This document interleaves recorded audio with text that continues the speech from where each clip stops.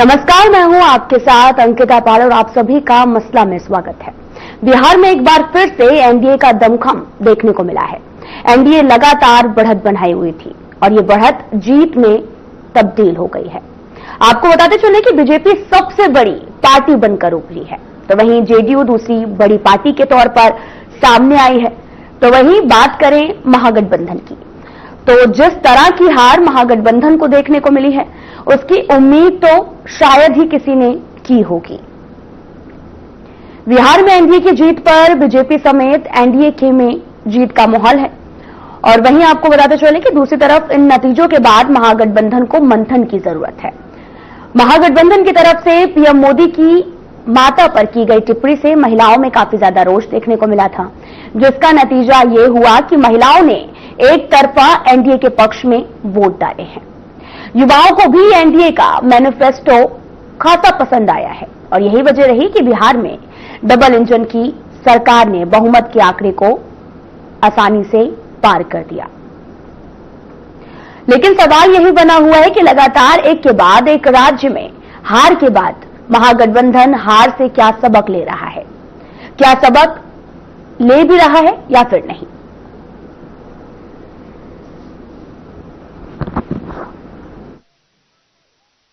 तो आपको बताते चले कि बिहार में आज एनडीए की जीत हुई है और पीएम मोदी ने भी शाम को बिहार में एनडीए की जीत पर कहा कि बिहार के लोगों ने गर्दा उड़ा दिया है, अब कट्टा सरकार कभी वापस नहीं आएगी। उन्होंने छठी मैया के जयकारे लगाए और कहा जो छठ पूजा को ड्रामा कह सकते हैं वे बिहार को क्या इज्जत करेंगे।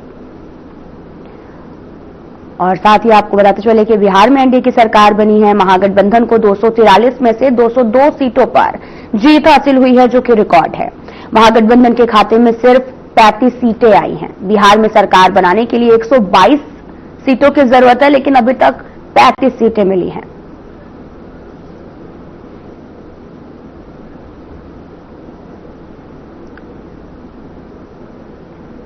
और आपको बताते चलें कि एनडीए में बीजेपी और जेडीयू ने 101 सीटों पर चुनाव लड़ा था। अन्य सहयोगी पार्टियों ने एलजेपी को 29 सीटें, हम और आलम को 6 सीटें दी थी। बीजेपी ने 91 सीटों पर जीत दर्ज की है और जेडीयू ने 83 और एलजेपी 19, हम और आरएलएम को मिलाकर 9 सीटें हो गई। आपको यह भी बताते चलें कि मोदी ने बोला है कि बिहार ने बंगाल में बीजेपी की विजय का रास्ता बनाया है। दरअसल अगर बात करें बंगाल विधानसभा चुनाव की, तो 2026 में होने हैं और प्रधानमंत्री ने कहा कि मैं कहता हूं कि आपकी आशा मेरा संकल्प है, आपकी आकांक्षा मेरी प्रेरणा है। आपका बिहार विकसित होगा। बीजेपी की ताकत उसका कार्यकर्ता है। बीजेपी का कार्यकर्ता कुछ ठान लेता है तो कुछ भी असंभव नहीं रहता। आज की विजय ने बीजेपी के कार्यकर्ताओं को केरल, तमिलनाडु, असम, पुडुचेरी, पश्चिम बंगाल में भी नई ऊर्जा से भर दिया है। ये गंगा जी बिहार से बहते हुए बंगाल तक पहुंचती हैं। बिहार ने बंगाल में बीजेपी की विजय का रास्ता बना लिया है और मैं बंगाल के भाई बहनों से कहता हूं कि बीजेपी आपके साथ मिलकर बंगाल से जंगल राज को उखाड़ फेंकेगी।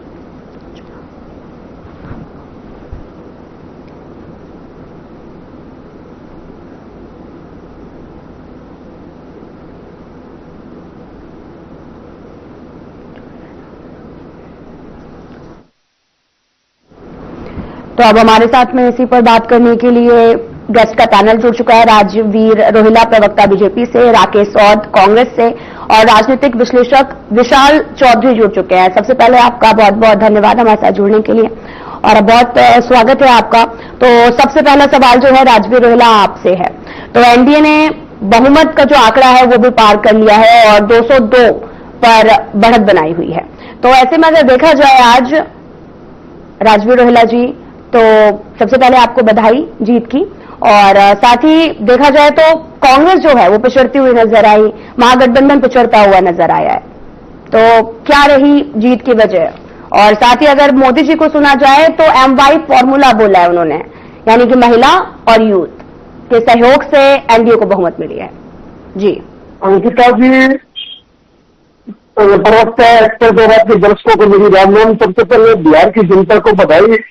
बिहार के जो जनता है उसने लगातार 20 साल से भरोसा किया और अब ये जो ह्यूज मैंडेट दिया है, जो 202-3 सीटें जो एक तरफा दी है 243 में से, तो जनता को भरोसा है कि भाई जो डबल इंजन की सरकार है नरेंद्र मोदी जी के नेतृत्व में, नीतीश कुमार जी के नेतृत्व में जो चली है, तो ये उस भरोसे पे मोहर लगाने का काम जो मुख्य नरेंद्र मोदी जी ने और नीतीश कुमार जी ने जो कैंपेन किया, जो डिलीवर किया, वो जनता ने रिवार्ड दिया है।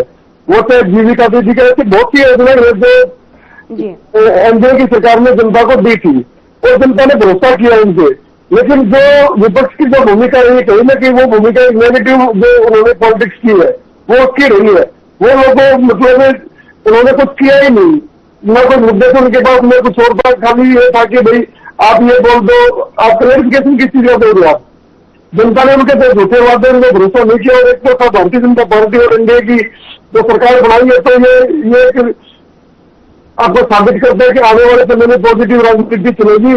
जो काम करेगा वो रहेगा, जो इधर उधर की बातें करेगा उसको जनता भरोसा नहीं करेगी। और ये जो आज ये मैंडेट आया है, ये हमारे उन कार्यकर्ताओं की लगातार मेहनत का परिणाम है, क्योंकि प्रधानमंत्री जी भी एक कार्यकर्ता के नाते काम करते हैं। उन्होंने भी दर्जनों रैलियों को संबोधित किया, हमारे लाखों लाख कार्यकर्ता लगे हुए थे लगातार काम नहीं। तो हमने आज जो योजनाएं थी हमारी, जो हमने काम किया था वो घर घर पे पहुंचाने का काम किया, जिससे कि जनता ने एक मन बना के फिर इनको मौका दिया जाए। और वो मौका ऐसा दिया है कि जनता ने जो आज एक 203 के एक बड़ी मेजोरिटी है, चाहे तो चौधरी देवीलाल की आई थी 1987 में, या फिर हरियाणा में आई थी वो, या फिर बिहार में अभी एनडीए के शासनकाल में आई है। तो ये ऐसा विश्वास है और इस विश्वास के साथ जिम्मेवारी भी बढ़ती है, तो जिम्मेवारी बढ़ी है। मोदी जी ने हमेशा कहा कि जब भी हमें सफलता प्राप्त करते हैं तो हमें झुक जाना है, तो हम तो झुके काम करेंगे, हमें तो जनता से आशीर्वाद लेना है। तो ये जो जनता ने जो दिया है आशीर्वाद, ये सिर्फ माथे है और इसका अमली में छुपाने का पूरा प्रयास करेंगे आने वाले 5 साल में। चाहे वो हमारा जो मैनिफेस्टो है, वचन पत्र है, चाहे वो हमारे जो हमने वायदे जो हमने किया है उससे भी ज्यादा करने का काम करेंगे। इसी प्रकार जैसे कि नायब सैनिक जी ने लगातार काम किया था हरियाणा में और 48 सीटों में एक बहुमत लेकर हम लोग आए थे। तो आज जब नायब सैनिक जी ने लगातार वहां कैंपेन किया, जिन सीटों में वो गए सभी सीटें हमने उस माध्यम से जीती है। और राहुल गांधी जी जहां से रोड शो वगैरह किए उन्होंने वो सभी सीटें कांग्रेस और जो उनके अन्य दल थे हार गए। तो आज भी तो ये लोग बताई है कि भाई इनका विपक्ष का नेता बनेगा नहीं बनेगा, लेकिन ये लोग आने के बाद इन्होंने जो ये प्रलाप कर रहे हैं, अलग अलग चीजों में मतलब मान लीजिए वो आरोप लगाने की कोशिश कर रहे हैं, वो मिथ्या आरोप है। असल में कहा था कि आप जनता से कर चुके हैं, जनता जो झूठे वायदे हैं, ये जो गोली देने वाली बात है, ये नेगेटिव सेट करने की बात है, इनमें नहीं आएगी। जनता को कंक्रीट चाहिए और जनता को कंक्रीट एनडीए ने दिया है। हमने यहाँ ये 5 लाख नौकरियां दी थी बिहार में, तो एक छोटी बात नहीं थी, तो ये घर घर बंदी है और अन्य योजनाएं थी, जीविका दीदियों को मजबूत किया गया, जो अन्य संसाधन थे जो दिए जा सकते थे वो सब हमने देने का काम किया। और हमारे जो गृह मंत्री जी उन्होंने कहा था कि ह्यूज मेजोरिटी से आप आएंगे, तो ये उन्होंने कहेगा कि बात रखा था कि भाई ये चीजें जो जनता में नजर पॉजिटिव, ये प्रेम कन्वेंसी है, एंटी कन्वेंसी नहीं थी। ये जो नीतीश कुमार जी ने काम किया, एनडीए की सरकार ने काम किया, जो केंद्र से मिला, क्योंकि डबल इंजन की सरकार है, केंद्र का तो ज्यादा सहयोग रहता है किसी भी सरकार को, तो वो एक बेनिफिट हमें मिला और उसका जनता ने उसको स्वागत किया। जनता ने बहुत अच्छे माध्यम से हमारे कैंडिडेट को जिताया और ये वालों के भाई आप समझ सकते हैं कि भाई आपके पास वापस लौटेंगे, समय का अभाव भी है। राकेश सौदा जी भी हमारे साथ जुड़े हुए हैं कांग्रेस से। तो सर मेरा सबसे पहला सवाल आपसे यही है कि अगर देखा जाए महागठबंधन में तो लगातार जीत के दावे किए जा रहे थे, लेकिन कहीं तक बहुमत के आंकड़े क्या 35 सीटों पर ही सिमट के रह गया है। राकेश देखिए अंकिता जी, अभी राजवीर भाई ने काफी बातें बता दी, लेकिन इसका जो असलियत सामने आएगी ना तो काफी भयानक है। ये भारतीय जनता पार्टी का एक प्लान था कि किसी भी तरीके से बिहार को जीता जाए और केंद्र की अपनी कुर्सी को सुरक्षित रखा जाए। लेकिन इसी प्लान के तहत उन्होंने इस प्लान के 2 पार्ट किए। पहला प्लान का पार्ट था कि किसी भी तरीके से, चाहे तरीका क्या ही हो, लोकतांत्रिक गैर लोकतांत्रिक चोरी से डकैती से कोई फर्क नहीं पड़ता, लेकिन भारतीय जनता पार्टी को ज्यादा से ज्यादा सीटें जीतनी है। और प्लान बी जो उनका प्लान बी कहलाता है, इसमें उन्होंने विपक्ष को और नीतीश कुमार जी को इस तरीके से डिवाइड कर देना है कि वो चाहकर भी भारतीय जनता पार्टी का साथ न छोड़ पाए और उनकी सरकार सुरक्षित रहे। इसी प्लान के तहत इन मसले दिखावे के लिए 65 लाख से FIR के माध्यम से वोट काटने का काम किया। ये हिस्सेदारी की किससे नहीं जाएगी बात की बात थी, लेकिन 10,000 रुपये जो प्रति महिला इन्होंने देने का काम किया, ये सीधी सीधी एक तरह की रिश्वत थी। फिर इसके बाद चुनाव के दौरान जब हमारी जो काउंटिंग सेंटर पे वहां पर CCTV कैमरे बंद रहे तो क्या क्या बन रहा है उनका, समस्तीपुर में, रोहतास में, सासाराम में, यहाँ आप लोगों ने भी देखा है कितना बवाल खड़ा हुआ है, कहीं मशीनों को लेकर, कहीं ये पर्चियों को लेकर और कहीं पर ये खाली बच्चे को लेकर मंथन किया जाएगा, हार का मंथन का विवाद है। अभी उन्होंने कहा काम किया है, कुछ जंगल राज ने खत्म किया, 20 साल से इन लोगों की सरकारें हैं वहां पर, कितने थी वहां पर बढ़ते बाद में गिर जाते हैं, कितनी अच्छा प्रतिदिन होती है। रोजगार का खतरा बिहार का जानते हैं, पूरे दुनिया पूरे देश भर में इनका जाना पड़ता है, ये रोजगार का खतरा है। स्वास्थ्य और शिक्षा को तो हाल ही छोड़ दीजिए। और 2020 में जो लॉकडाउन आया था इसके बाद भी आपने देखा कितना बिहार का नुकसान हुआ, क्या सुविधा इन लोगों ने दी, कुछ नहीं कर पाए। सिर्फ एक शोबाजी से एक इवेंट मैनेजमेंट के माध्यम से इस इवेंट को तैयार करने का काम ये लोग करते हैं। और जिस तरीके के जो मुख्य मुद्दे थे, चाहे भ्रष्टाचार का था, चाहे महंगाई का था, चाहे बाकी अन्य मुद्दे थे, इन सबसे ध्यान हटाकर ये अलग अलग मुद्दे पर लोगों को लाते रहे।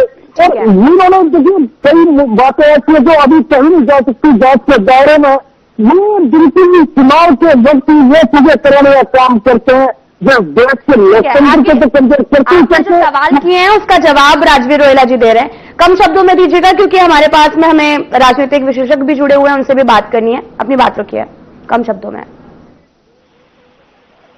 राकेश जी को बहुत लीडर तो इनकी पार्टी का नेरेटिव है, भाई आपने बोलना क्या है, असलियत इनको पता है। ड्राइंग रूम की राजनीति जो इन्होंने की है लोगों ने, उस राजनीति का अंतिम वक्त आ चुका है, क्योंकि जनता में रहना जरूरी है, जनता के मुद्दे उठाना जरूरी है और जनता के लिए काम करना जरूरी है। फोटो सेशन से राजनीति नहीं होती, वो तुम्हें गालियां सोशल मीडिया का जमाना आता है कि हर एक छोटी से बड़ी एक्टिविटी आपकी पब्लिक में होती है, ठीक है। जिस हिसाब से इन लोगों ने नेगेटिव राजनीति की, जैसे उन्होंने गालियां दी, जैसे उन्होंने अपमान करने का काम किया, सारा पब्लिक ने सुना है। तो उसमें अल्टीमेटली तो जनता ने वोट दे रहे हैं, वोट जनता ने दिया है, आप लोग बिना देश को भी स्वीकार नहीं कर पा रहे। तो ये दिक्कत आती है कि कहीं आप लोग ऐसे पिटते रहेंगे हर बार। क्योंकि हरियाणा में भी आपने एक झूठा नैरेटिव चलाने की कोशिश की थी, संविधान का एक मुद्दा कराया आपने, वहां 5 सीटें ले गई, लेकिन उसके बाद हरियाणा में विधानसभा में आप लोगों को साफ कर दिया जनता ने। और एक और बात बताऊंगा आपको, आपकी जानकारी के लिए राकेश जी सुनिए मेरी बात। आप वो भी जो परसेंटेज है वो अपने महागठबंधन में परसेंटेज था वो चेक कर लीजिए और NDA चेक कर लीजिए। 50% से ऊपर हम लोगों ने शुरू किया है, 50% से ऊपर हमारा शुरू होता है हमारा, और आप लोग 40 से नीचे रहते हैं आप लोग। तो अब कहां मुकाबला करेंगे, क्योंकि जो आप जातिवादी या सामाजिक न्याय की आड़ में जो आप अपने हित साधना चाहते थे, जनता ने उनको एक्सपोज कर दिया। सामाजिक न्याय ये नहीं होता जी। हमारे साथ में विशाल चौधरी राजनीतिक विश्लेषक भी जुड़ चुके हैं। विशाल जी, आपसे ये जानना चाहेंगे कि अगर देखा जाए तो 3 फैक्टर ऐसे कौन से रहे हैं जिससे NDA को बहुमत मिला है, और बहुमत से भी ज्यादा जो आंकड़ा है वो पार हुआ है, और अगर वही महागठबंधन की बात करें तो 35 सीटों पर ही सिमट के रह गया। राकेश जी देखिए, मैं यही कहूंगा कि एनडीए गठबंधन को जो ये बहुमत मिला है, ये एक बड़ा बहुमत है। और इसके पीछे सबसे बड़ा फैक्टर ये रहा कि ये जो महागठबंधन जो था तेजस्वी यादव जी, ये सिर्फ बिहार के अंदर 2 ही सेक्टर को लेकर चल रहे थे, एमवाई सेक्टर, मुसलमान और यादव। और इसमें जिसमें जो इंडिया गठबंधन था वो सिर्फ इस सेक्टर पे ही काम कर रहा था कि हमें मुसलमान और यादव वोट मिलकर मिलेंगे, जिससे हमारा बहुमत हम सरकार बना पाएंगे। लेकिन जहां एनडीए की बात मैं करूं तो एनडीए का सबसे बड़ा फॉर्मूला ये था कि उसने एमवाई सेक्टर को तोड़ते हुए उसने सब समाज का वोट अपने साथ खींचने का काम किया, और सभी जातियों पर ये भारतीय जनता पार्टी और जेडीयू ने काम करने का काम किया, और अन्य जातियां बहुत संख्या में एनडीए गठबंधन के साथ जुड़ी। दूसरा फैक्टर इसका ये रहा, मैं आपको बताना चाहता हूं कि इस इंडिया गठबंधन के साथ साथ जो हो रहा था, तेजस्वी जी का चुनाव प्रचार में सिर्फ ये दावा करना, ये कहना कि मैं हर घर में एक नौकरी दूंगा, तो जनता को ये लगता था कि ये संभव चीज नहीं है।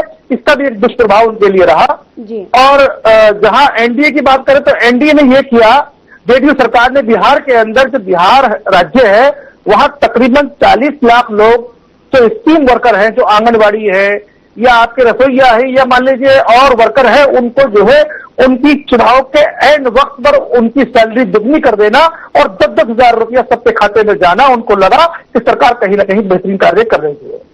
और इसके अलावा सबसे बड़ी बात यह रही कि एनडीए गठबंधन जो चुनाव लड़ा रहा था, उसने सभी दलों को साथ लेकर चलने का काम किया और इंडिया महागठबंधन ने जहां ओवैसी असदुद्दीन ओवैसी को हल्के में लेकर गठबंधन से बाहर करने का काम किया और ओवैसी ने जहां अपनी दावेदारी पेश करते हुए जो सीटें मांगी थी, मेरी नजर में ये बात स्वीकार कर लेनी चाहिए थी इंडिया गठबंधन को और ओवैसी को अपने गठबंधन में ले लेना चाहिए था।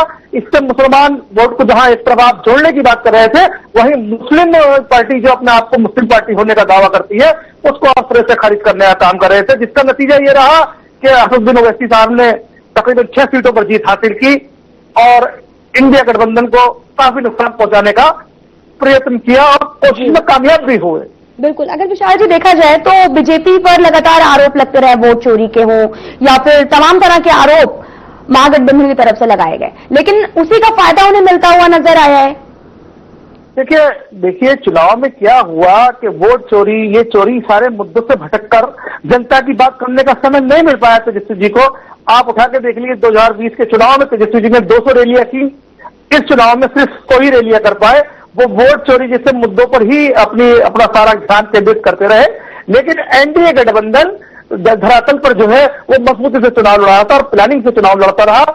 उनका गठबंधन प्लानिंग से चुनाव लड़ा रहा था, वो जो है वोट चोरी जैसे मसले पर शांत होकर सिर्फ जनता से जुड़ने का काम करता रहा। जी बिल्कुल, और आपसे ये भी जानना चाहेंगे कि अगर जनसुराज की बात की जाए तो उनका तो खाता भी नहीं खुला है। देखिए जनसुराज पार्टी की बात की जाए तो मैं तो यही कहूंगा कि प्रशांत किशोर जी को राजनीति से संन्यास ले लेना चाहिए और वो कह रहे हैं कि मैं राजनीति से संन्यास ले लूंगा क्योंकि उनका खाता नहीं खुल पाया। और दूसरा ये रहा कि जहां मुझे लगता यही है कि इंडिया महागठबंधन को उन्होंने बहुत बड़ा नुकसान पहुंचाने का पूरा सफलता हासिल की है उसमें। ठीक है, आपसे ये भी जानना चाहेंगे विशाल चौधरी जी कि देखा जाए महागठबंधन की जितने भी जो पार्टियां हैं वो अगर अलग अलग चुनाव लड़ती तो कितना फायदा पहुंचता और या क्या कितना वोट कटिंग होता? देखिए अगर महागठबंधन की अलग अलग पार्टियां चुनाव लड़ती तो मुझे लगता है कि कोई इतना बड़ा फायदा होने वाला नहीं था। उसकी वजह यह रही जहां महागठबंधन एकजुट होकर चुनाव लड़ रहा था और सारा वोट समीकरण, सारे बड़े दिग्गज नेता, सारे स्टार प्रचारक और भी लगा लीजिए कि इंडिया गठबंधन में जितने बड़े बड़े नेता हैं उन्होंने बिहार में चुनाव दे लिया, चुनाव प्रचार किया। अगर अलग अलग लड़ती तो और बड़ा नुकसान हो सकता था, मुझे लगता फिर तो बहुत बड़ी स्थिति खराब हो सकती थी। ठीक है, तो साथ ही हम जुड़ना चाहेंगे राकेश सौदा जी, मेरा सवाल आपसे है कि जैसा कि लगातार सवाल आप उठा रहे हैं, चाहे एसआईआर के मुद्दे पर हो या कुछ भी हो, जब हार हो जाती है तो इस तरह के सवाल उठाने का क्या मतलब बनता है? क्योंकि हम खुद महागठबंधन में देख रहे हैं कि कांग्रेस को 6 सीटें मिलती हुई नजर आ रही हैं, हम टैली भी दिखा रहे लगातार, जहां पर आरजेडी को 25 मिली है, वीआईपी का तो खाता तक नहीं खुला है। देखिए अंकिता जी, ये चुनाव में हारने के बाद ये मुद्दा नहीं उठा रहे, जब से 2024 का हरियाणा चुनाव हमारे हैं तभी से ये मुद्दा वोट चोरी का मुद्दा हमने उठाया है और इससे हरियाणा में हमने साबित करके दिखाया। वोट चोरी किया गया है, कुल मिलाकर जब हार हो जाए तो वोट चोरी हो गई है। एसआईआर किस लिए किया गया था? आप एक बात बताइए, आर की बात नहीं, जब हमने वोट चोरी की बात शुरू की तो कर्नाटक में तो हमारी सरकार है, इसके बावजूद सबसे पहले हमने अपने ही स्टेट के लिए हमारी सरकार है। ऐसा नहीं है, ये सभी हरियाणा का जो चुनाव है राहुल गांधी जी ने इसमें सबूतों के साथ तथ्य दिए हैं, जाकर उनको खारिज करे ये व्यक्ति, वो हमारे खिलाफ एफआईआर दर्ज करे, आपको समझ में आता है कि ये नहीं ठीक है, लेकिन ये इन चीजों पर न जाकर ये सिर्फ जनता को भरमाने का काम किया है। यदि इन लोगों ने काम किया तो काम के नाम पर वोट क्यों नहीं? इनके एक जनसभा में मोदी जी ने कहा कि दोस्तों पुलिस ठीक हमारी कन्फर्म है, कैसे कन्फर्म है, कैसे कन्फर्म है, क्या भगवान है या व्यक्ति है, ये लोग किस तरीके से ये लोग इसे कन्फर्म कर लेते हैं? ये सारा एक मैनेज सिस्टम था और सिस्टम में पहले से तय था कि जो किस तरीके से किसको कितनी सीट देनी है और किस तरह का जनाब देश हमने बिहार में चाहिए ताकि हमारी जो केंद्र की सरकार उसको मजबूत तरीके से रखा जाए। क्योंकि कई जैसे थे नीतीश कुमार जी के साथ है, लेकिन आज भी बीजेपी पर विश्वास नहीं करती और ना बिहार करता है लेकिन इनका जो और जिस तरह का माहौल 5 साल के दौरान रहा, सुरक्षित खाते जयमंती यानी इतनी सीटें बीजेपी जानी, ये कहीं दूर दूर तक नहीं लगता है। चलिए, अभी आने वाले अगर बात की जाए 2026 की, तो बंगाल में भी चुनाव होने वाले हैं और लगातार ममता बनर्जी से बात की जा रही थी कि कांग्रेस के साथ में गठबंधन हो जाए। तो क्या लगता है आपको बंगाल में कितना होगा? और अगर देखा जाए यूपी में, तो यूपी में ऑलरेडी सपा के साथ में गठबंधन हो रखा है कांग्रेस का। अंकिता जी, बंगाल करने की तो जरूरत है ना, क्योंकि बिहार में काफी समय हो गया 5 सीटें 6 सीटें आना, कांग्रेस एक बहुत बड़ी पार्टी होती थी एक समय पर। अंकिता जी, बड़ी पार्टी होती नहीं थी, कांग्रेस आज भी बड़ी पार्टी है। यदि देश की विचारधारा बात की जाए तो 6 पर ही सिमट के रह गई है। तो आज भी कांग्रेस पार्टी की जो विचारधारा, उससे मिलती जुलती विचारधारा की पार्टियों का वोट परसेंटेज 60% से ऊपर है। और भारतीय जनता पार्टी की समान विचारधारा की पार्टी तो आज भी 40% से ऊपर लोग नहीं विचार करता है। ये बात अलग है कि हमारी पार्टी से विसंगत अगर जो पार्टी अलग अलग बनी है, वो अलग अलग लग रही है, तो विचारधारा में डिवाइड हुई है। पार्टी का अलग नहीं, तो आज हम सत्ता में नहीं है, लेकिन जैसे केंद्र की सरकार बदलेगी, आप ये देख रहे हैं जिस प्रकार ये डिफेक्टिव पर लगाम लगेगी, आपको प्रदेशों में की सरकारें बदलती नजर आएंगी। ठीक है, समय का अभाव है। और राजीव रोहिला जी कुछ बोलना चाहते हैं। राजीव रोहिला जी। मतलब इन लोगों का कुछ सिस्टम हिला हुआ है, समझ नहीं पा रहे जनता का क्या है। कभी इधर उधर की बात ना करेंगे तो बहुत फैसला क्यों नहीं होता? आपसे तो वैसे आगे निकल गया, एक सीट पे लगा तो 5 सीट गया, आप 60 पर 6 पे रखते हो, तो आप अंदाजा लगा लो आपकी जनता में हालत क्या है।